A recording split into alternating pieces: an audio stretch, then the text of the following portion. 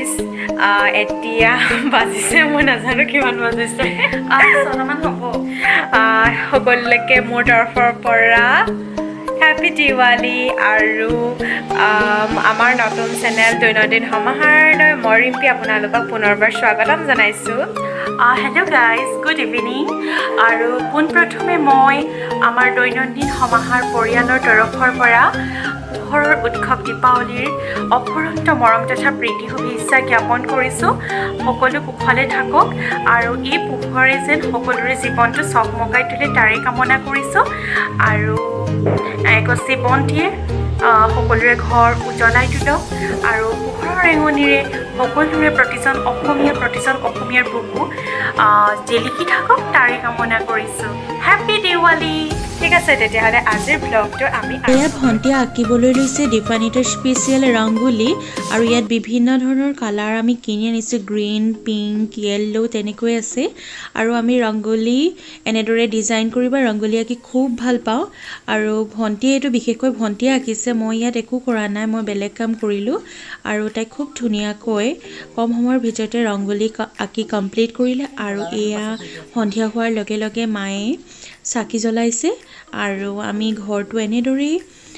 সজালোঁ আৰু লগতে চাকি লগতে অলপমান আছে লাইটিং যিহেতু দুয়োটা আমি ভাল পাওঁ আৰু আমাৰ ফেমিলিৰ সকলোৰে ফেভৰেট ফেষ্টিভেল হৈছে দিৱালী গতিকে যিমান পাৰোঁ অকণমান হ'লেও কম সময়ৰ ভিতৰতে এনেদৰে ঘৰখন সজাবলৈ চেষ্টা কৰিছোঁ আৰু কেনে লাগিছে আপোনালোকে কিন্তু কমেণ্ট বক্সত জনাবলৈ নাপাহৰিব এয়া আমাৰ ৰংগোলী কমপ্লিট হৈ গ'ল আৰু আমি সন্ধিয়া সময়ত এনেদৰে বন্তি জ্বলালোঁ আৰু অৱশেষত আপোনালোকে জনাওক আমাৰ ৰংগোলীটো চাকিৰ সৈতে কেনেকুৱা লাগিলে আৰু এয়া টাবত এনেদৰে লাইটিং দি দিলোঁ গছত অলপমান এইখিনি পাপা আৰু ভণ্টিয়ে কৰিছে গোটেইখিনি আৰু আপোনালোকে জনাবচোন বহুত চিম্পলকৈ আঁকিছোঁ কম সময়ৰ ভিতৰতে আমাৰ 30 মিনিটছ লাগিছিলে এনেদৰে আঁকোতে আৰু এনেদৰে আমি অংকন কৰি চাকি জ্বলালোঁ আৰু এয়া ওচৰৰ ভণ্টি দিৱালী উপলক্ষে আহিছিল আৰু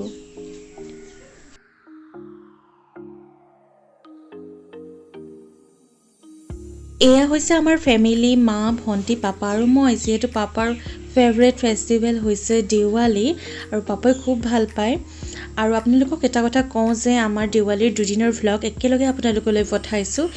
কিমানো চুটিকৈ এটা পঠাম সেইটো কাৰণে দুইটা এড কৰি আমি একেলগে পঠাইছোঁ আৰু এয়া মই চাকি লৈ আছোঁ চাকি দিওঁগৈ গেটৰ ওচৰত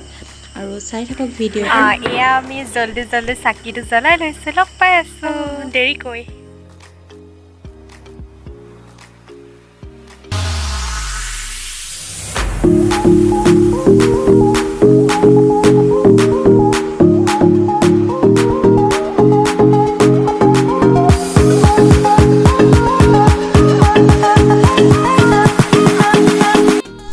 এইটো হৈছে আমাৰ ঘৰৰ কেম্পাছটো আৰু দিৱালীত কেনেদৰেনো আমাৰ গোটেই ঘৰৰ কেম্পাছটো এনেদৰে ডেক'ৰেশ্যন কৰিলোঁ কম সময়ৰ ভিতৰতে আপোনালোকক দেখুৱাবলৈ যত্ন কৰিছোঁ আৰু অকণমান ক্লিপ ধৰি ৰাখিছিলোঁ সেয়ে আপোনালোকলৈ আগবঢ়াইছোঁ শ্বেয়াৰ কৰিছোঁ আমাৰো খুব ভাল লাগিছে আপোনালোকৰ কেনে লাগিছে মতামতটো জনাব